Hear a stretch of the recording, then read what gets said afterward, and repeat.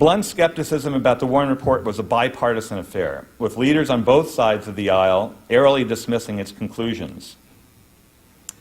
We know that President Nixon was a skeptic. One of his top aides, White House Chief of Staff H.R. Bob Haldeman, shared his boss's skepticism. In his own 1978 memoir, The Ends of Power, Haldeman wrote that he'd always been intrigued with the conflicting theories about the assassination. And he recalls that when the Nixon team finally moved into the White House, he felt that they, quote, would now be in a position to get all the facts, end quote. But Nixon, perhaps wary of where all those facts would lead, rejected Haldeman's suggestion. According to Haldeman, Nixon did play the assassination card in a mysterious way, however, against CIA Director Richard Helms, long regarded by some Warren Report critics to have knowledge about the gunshots in Dallas. Seeking to pressure the CIA into helping him out of his Watergate mess, Nixon had Haldeman deliver this cryptic message, apparently a threat of some sort to Helms. Quote, "The President asked me to tell you this entire Watergate affair may be connected to the Bay of Pigs, and if it opens up, the Bay of Pigs may be blown." This is what Haldeman told Helms in a meeting. This prompted an explosive reaction from the CIA spy master. "Turmoil in the room," Haldeman writes in his book. "Helms gripping the arms of his chair, leaning forward and shouting, 'The Bay of Pigs had nothing to do with this. I have no concern about the Bay of Pigs.'" Haldeman speculates that the Bay of Pigs must have been Nixon's code for something related to the CIA, Castro, and the Kennedy assassination. But whatever dark card Nixon had played, it worked. According to Haldeman, he reported back to his boss that the CIA director was now suddenly very happy to be helpful. Nixon was not willing to publicly reopen the box of assassination demons, but many of them began flying out when the Church Committee began investigating CIA abuses in the 1970s, including the unholy pact between the agency and the mafia to eliminate Fidel Castro. Among those in Washington who were particularly curious about the revelations that were coming out about the CIA and the Kennedy assassination was George Bush Sr. As Kitty Kelly observes in her new book about the Bush family, while serving as the CIA director in the Ford administration, Bush fired off a series of memos in fall 1978 asking subordinates in the agency various questions about Oswald, Ruby, Helms, and other figures tied to the assassination. Quoting from Kitty's new book, "Years later, when Bush became president of the United States, he would deny making any attempt to review the agency files on the JFK assassination.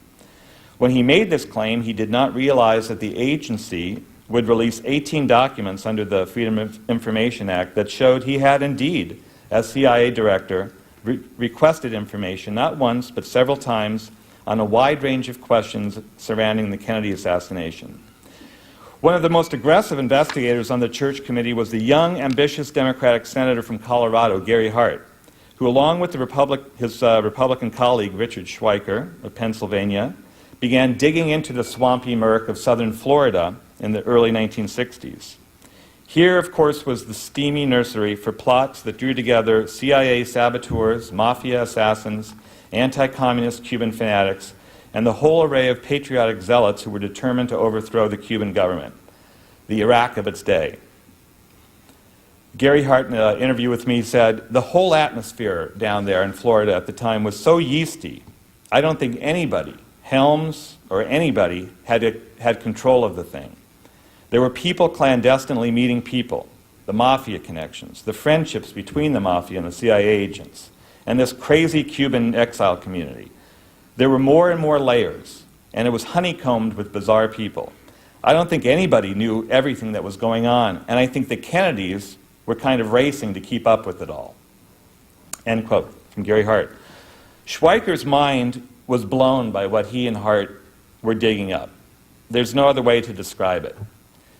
Here was a moderate Republican from Pennsylvania, and he would be later chosen, of course, as vice presidential running mate briefly by Ronald Reagan in 1976 to bolster his challenge against President Ford. But Schweiker's faith in the American government seemed deeply shaken by his Kennedy probe, which convinced him, quote, "the fingerprints of intelligence were all over Lee Harvey Oswald." Gary Hart told me, quote, "Dick made a lot of statements inside the committee at the time that were a lot more inflammatory than anything I ever said in terms of his suspicions about who killed Kennedy. He would say, "This is outrageous. We've got to open this up. We've got to reopen it." He was a blowtorch. Hart, too, concluded that Kennedy was likely killed by a conspiracy involving some feverish cabal from the swamps of anti-Castro zealotry. And when he ran for president in 1984, Hart says, whenever he was asked about the assassination, quote, "My consistent response was based on my church committee experience. There are sufficient doubts about the case to justify reopening the files of the CIA, particularly in its relationship to the mafia," end quote. This was enough to blow other people's minds, says Hart, including remnants of the mafia family of Florida godfather Santo Trafficante, who plays a key role in many JFK conspiracy theories. What Gary Hart then told me was, journalist Cy Hirsch told me that he interviewed buddies of Trafficante, including his right-hand man, who was still alive when Hirsch wrote his book, The Dark Side of Camelot. He didn't put this in his book, but when my name came up, Gary Hart's name, the guy laughed, he snorted and said, "We don't think he's any better than the Kennedys," end quote from Gary Hart. I asked Senator Hart, "You meant that they were keeping an eye on you as well?" "At the very least," said Gary Hart, "this was in the 1980s when I was running for president, saying I would reopen the Kennedy investigation. Anybody can draw their own conclusions," end quote. Hart, of course, never made it to the White House, but another politician who had been deeply inspired by JFK, William Jefferson Clinton, did. And like perhaps every other man who has moved into the White House following the Kennedy assassination, he too was curious about finding out the real story of Dallas. "Where are the Kennedy files?" the young president reportedly asked soon after he went to work in the Oval Office. And what about that other JFK from Massachusetts who also met President Kennedy as a young man, John F. Kerry? If he's elected in November, will he be tempted to launch an inquiry and try to find out what really happened to his hero in Dallas? Hart says he doubts it. "You almost had to go through it like I did with the church committee," he told me, "and get all the context. Otherwise, you have to be very careful about falling into the conspiracy category. I at least had some credentials to talk about it. But if Kerry were to bring it up, people would just say, he's wacky, he's obsessive." As Hart observes, there are other ways to kill a leader these days. You can assassinate his character.